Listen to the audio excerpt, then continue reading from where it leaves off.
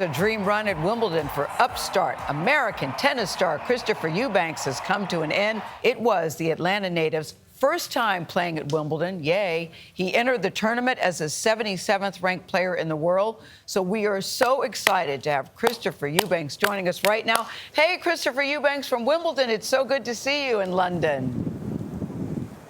How are you, Gayle? Thank you for having me. This is a dream come true. No. The word in the streets are you aware of how everybody's talking about you over here? Everybody's talking about you over there. I know it didn't turn out the way you wanted yesterday, but honestly, Chris, it takes nothing away from what you've achieved, and I hope you don't lose sight of that. No, absolutely not. This has been a very, very, surreal, whirlwind, eye-opening experience. It's tough to really describe and put into words. To answer whether or not I really understand the magnitude of it, especially back home, I don't think I do just yet.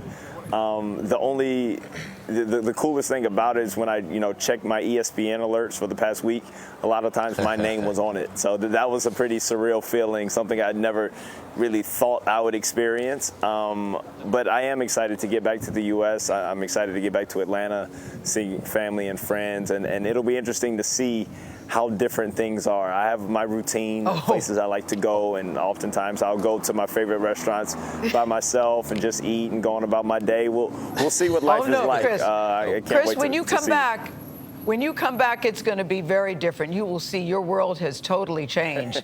and I want you to take us on the court for just a second yesterday in that match yesterday. Take us in your headspace, what you were thinking, how you were feeling out there. I felt great. I felt great going into the match. I felt great going into a lot of my matches for the past 3 weeks. I played Daniil earlier this year in Miami in the quarterfinals there, which at that point was the biggest run of my career. So I kind of knew what to expect. I knew he's a tricky player. He's one of the best players in the world for a reason. I knew I had my work cut out for me. A bit slow start for me in the first set. And then I caught a nice little rhythm for that second, third, and a good bit of that fourth set. I was playing some of the best tennis I probably have ever played in my life, striking the ball really, really clean, got up 2-1. That's an opportunity in a situation. If you had told me before the match started, said, hey, you'd be up 2-1 in the quarterfinals of Wimbledon and in a tiebreaker with Daniil Medvedev to potentially go to the semifinals, I'm going to take that 10 times out of 10. Unfortunately, the breaker didn't go my way. Daniil had a high level in the fifth and just outplayed me, outclassed me. But all in all, I'm still excited about what's to come. I think I'm playing some of the best tennis of my career, and I'm looking forward to this U.S. summer swing and the U.S. Open. No doubt about it. Christopher, Nate here. And we're all looking forward to it. Sky's the limit for you. You talked about kind of hitting that reset moment.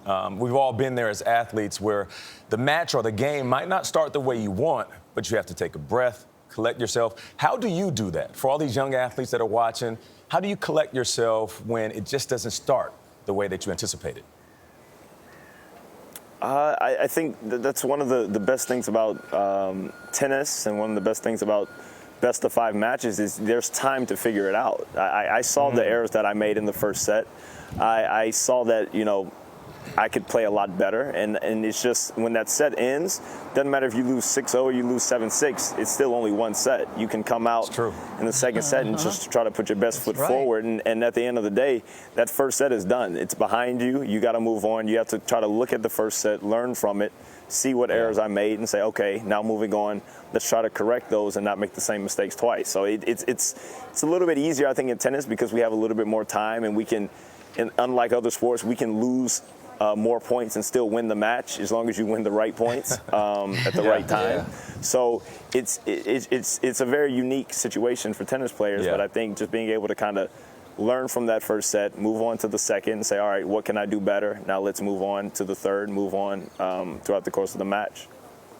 Hey, Christopher, it's Tony Dokoupil. We just got a little peek into your headspace. I don't want to give people too much of a peek into your bank account, but the prize money is publicly available information. That's right. Hey, go ahead and talk about it, Tony. And I believe you took home a $430,000 paycheck final appearance, which is not nothing. Does that kind of money give you freedom to focus and just play the game, practice, and get ready for Wimbledon or for the U.S. Open?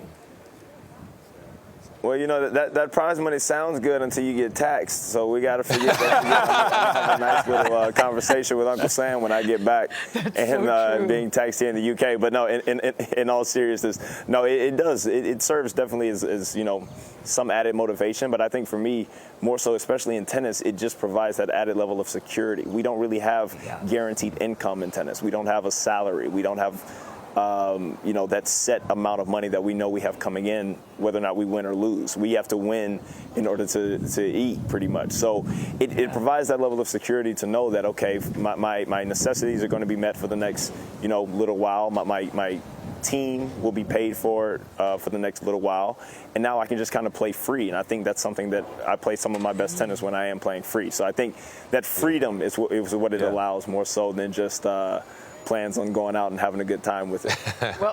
Well, Chris, can I tell you, the Powerball and Mega Ball are close to $1 billion. Would you like me to buy you a ticket? I can do do for you. If you don't mind. If you don't mind. Yes, but the problem is, if you win it, you might not give it back.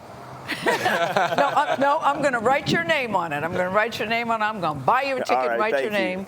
Just know we're cheering you on. And when you come to the U.S. Open, don't act like you don't know Gayle, Tony, and Nate. We're all big fans. I know everybody wants you. Everybody and their cat is asking. But don't act like you don't know us, because we are cheering on and so happy for you, Chris. Congratulations. Congrats. Thank you so much. I appreciate all of your support.